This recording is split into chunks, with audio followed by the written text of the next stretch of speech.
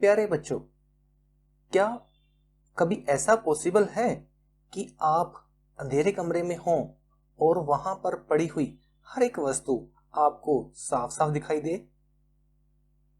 क्या ऐसा पॉसिबल है कि रात को जब इलेक्ट्रिसिटी पावर कट हो जाती है, आपके घर में इन्वर्टर भी नहीं है, दिया माचिस या और कोई भी जो रोशनी करने वाला जो उपकरण है वो बिल्कुल भी नहीं है, तब क्या आपको हर एक चीज साफ साफ दिखाई देती है?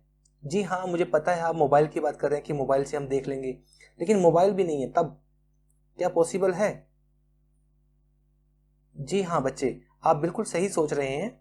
आज हम जो टॉपिक डिस्कस करने जा रहे हैं वो है प्रकाश, यानी कि लाइट। लाइट एक ऐसी ऊर्जा है, एक ऐसी चीज है, अगर हम बात करें तो, कि वो दूसरी चीजों को, जो हमारे वातावरण में मौजूद जितनी भी चीजें हैं उनको देखने के लिए एक बहुत ही जरूरी शर्त है, स्थिति है। यानी कि अगर लाइट नहीं है, प्रकाश नहीं है, तो बिना प्रकाश के, लाइट यहाँ बात कर रहा हूं मैं प्रकाश की, लाइट यहाँ मतलब वो नहीं है जो इसे हम आम भाषा में घरों में इलेक्ट्रिसिटी कहते हैं ना, कि इलेक्ट्रिसिटी को जनरली लाइट ही बोला जाता है कॉमन भाषा में, बट ये साइंटिफिकली सही नहीं है। यहाँ लाइट की बात चल रही है प्रकाश की, कि प्रकाश की उपस्थिति के कारण ही हम जो है बाकी वस्तुओं को देख पाते हैं। यानी कि प्रकाश के बारे में बात की जाए तो प्रकाश क्या हुआ? प्रकाश एक ऐसी प्रकार की ऊर्जा है जो हमें बाकी वस्तुओं को, अपने आसपास की वस्तुओं को देखने की जो है संवेदना उत्पन्न करती है। ठीक है, चलिए अब इस प्रकाश के जो ऊपर जो जितने भी मुख्य तथ्य आधारित हैं, जो भी घटनाएं प्रकाश के साथ होती हैं, जो भी जो आर्टिकल प्रकाश से जुड़े हुए हैं, जिनके बारे में हमें इस पाठ के अंदर और अच्छे से पढ़ना है, वो जानने से पहले पहले प्रकाश के गुणों के बारे में जाना जाए कि प्रकाश के गुण क्या हैं। चलिए प्रकाश के गुणों की ओर। प्रकाश के गुणों की अगर बात की जाए तो प्रकाश का सबसे पहला गुण तो यही है कि यह दूसरी वस्तुओं को देखने में सहायता करता है। पहला गुण हो गया। दूसरी बात है कि एक प्रश्न है आपके लिए कि सोचिए थोड़ा सा कि क्या प्रकाश स्वयं दिखाई देता है? जी हाँ, आपको अगर इसका जवाब पता है, नहीं भी पता है तो सोचिए इसके बारे में, और जवाब सोचने के बाद कमेंट बॉक्स में कमेंट जरूर कीजिए कि क्या प्रकाश स्वयं दिखाई देता है। ये दूसरी वस्तुओं को देखने में तो सहायता करता है, पर क्या ये स्वयं दिखाई देता है? और यदि कोई वस्तु दिखाई देती है, उसका जो रंग होता है वो किस कारण होता है, इसके बारे में बताइए। किस किस कौन कौन से वो कारक हैं जिनके कारण किसी वस्तु का जो रंग होता है, जो दिखाई देने वाला रंग होता है, वो निर्भर करता है, वो हमें बताइए। कमेंट बॉक्स में कमेंट जरूर कीजिए। पहला पॉइंट हो गया कि प्रकाश वस्तुओं को देखने में सहायता करता है। दूसरा गुण क्या है? प्रकाश हमेशा सीधी रेखा में गति करता है, सरल रेखा में गमन करता है। इसके बारे में आपने जो लोअर क्लासेस में एक एक्टिविटी की थी, जिसमें आपने तीन जो गत्ते खड़े करके, तीन स्क्रीन बनाकर उनके बीच में से एक बिल्कुल एक सरल रेखीय एक जो आपने छेद कर दिया था, उसके बाद प्रकाश की एक किरण गुजारी थी मोमबत्ती की सहायता से, और बीच में से एक गत्ता साइड पे कर लेते थे, तो वहां से सिद्ध हो जाता था कि प्रकाश क्या है, सरल रेखा में गति करता है। उसमें क्या होता था, उसमें आप जब दूसरी साइड से देख रहे होते थे तो प्रकाश नहीं पहुंचता था, जब गत्ता हटा देते थे तो गत्ता जो थोड़ा सा साइड पे कर देते थे, तो इससे क्या सिद्ध होता था कि प्रकाश सरल रेखा में गति करता है।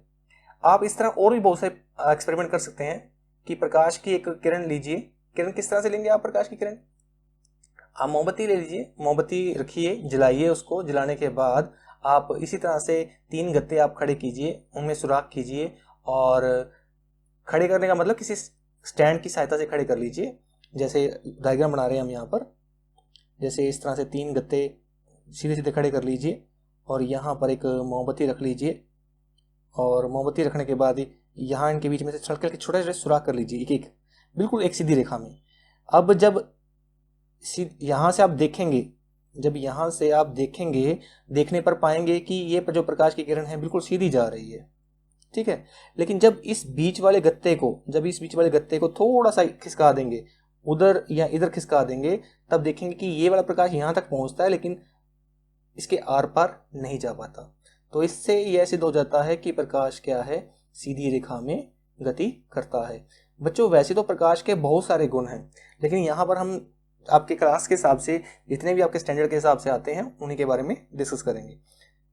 तीसरा जो गुण है, प्रकाश क्या है, एक विद्युत चुंबकीय तरंग है, इसके संचरण के लिए किसी माध्यम की आवश्यकता नहीं पड़ती है। ठीक है, इसके संचरण के लिए किसी भी माध्यम की आवश्यकता नहीं पड़ती है, मतलब यह निर्वात में से भी गुजर जाता है। निर्वात में से भी गुजर जाता है। निर्वात क्या होता है बच्चों? निर्वात वह जगह होती है जहां ना सॉलिड है, ना लिक्विड है, ना गैस है, कोई भी चीज नहीं है, और वहां से जब कोई उस जगह को क्या बोलते हैं, उस चीज को, उस जगह को क्या बोलते हैं, उस स्थिति को बोलते हैं निर्वात। और निर्वात में से भी प्रकाश की जो प्रकाश है वो वहां से गमन कर जाता है।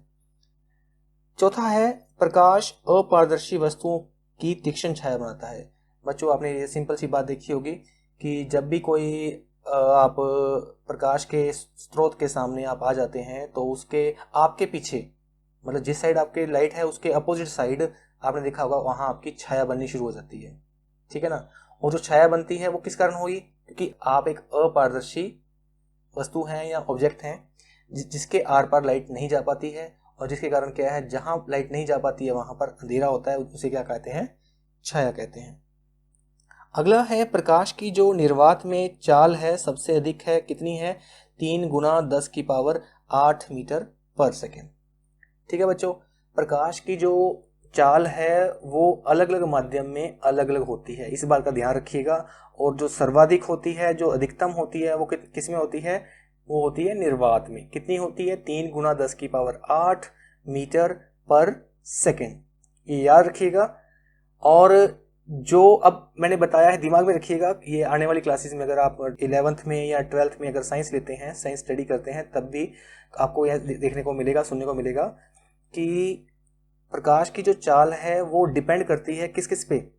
एक तो माध्यम में, जिस माध्यम में वो जा रही है उस पर निर्भर करती है। ठीक है, और दूसरा किस पे निर्भर करती है? दूसरा निर्भर करती है प्रकाश की तरंग दैर्ध्य पर, कि प्रकाश की जो तरंग दैर्ध्य है वो कितनी है, उस पर भी निर्भर करती है।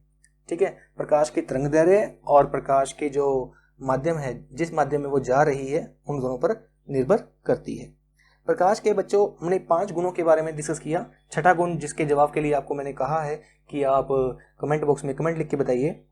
प्रकाश के साथ साथ और बहुत सारे गुण हैं प्रकाश के, जैसे कि प्रकाश का परावर्तन होता है, प्रकाश का अपवर्तन होता है, प्रकाश का प्रकीर्णन होता है, प्रकाश का विक्षेपण होता है।